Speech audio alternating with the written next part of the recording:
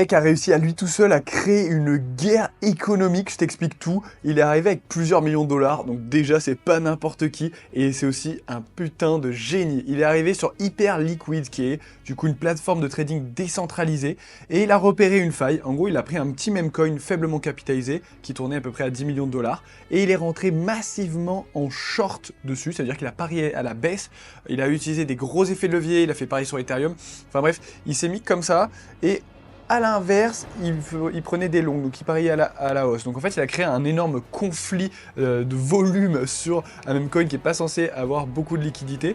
Et du coup, pour assurer ces espèces de transactions, donc le mec il était quand même à moins 12 millions, et vraiment il faut avoir des cojones, il était à moins 12 millions, mais en gros, le protocole décentralisé prévoit de taper dans le coffre-fort où des utilisateurs viennent déposer des fonds pour un peu gérer toute cette volatilité, cette liquidité, etc.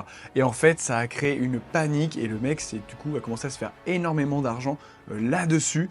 Et forcément, c'était en train du coup de vider le compte des utilisateurs. Sauf que Hyperliquid, qui est censé être décentralisé, s'est mis du coup à reprendre la main sur tout ça pour limiter la casse. Et il y en a qui disent, bah ok, c'est bien, mais du coup, ça veut dire que c'est pas si centralisé que ça. Donc ça remet en cause tout ça. Et du coup, ça a créé une guerre où du coup, Binance, Bybit, BitGet, enfin bref, toutes les plateformes centralisées s'en sont servies pour attaquer Hyperliquid, pour dire bon bah voilà, quand c'est Lazarus, les hackers de Corée du Nord, là vous dites vous êtes décentralisé, vous faites rien, mais par contre quand ça c'est dans votre intérêt, bah là en fait vous devenez centralisé et moins décentralisé. Donc il y a vraiment une guerre des plateformes de trading qui est en train de se faire juste parce qu'un mec est venu tout remettre en question. Donc je vais vous tenir au courant de comment ça va évoluer, mais pour l'instant on est toujours un peu dans l'incertitude. Voilà, pensez à vous abonner et à lâcher un like. Ciao.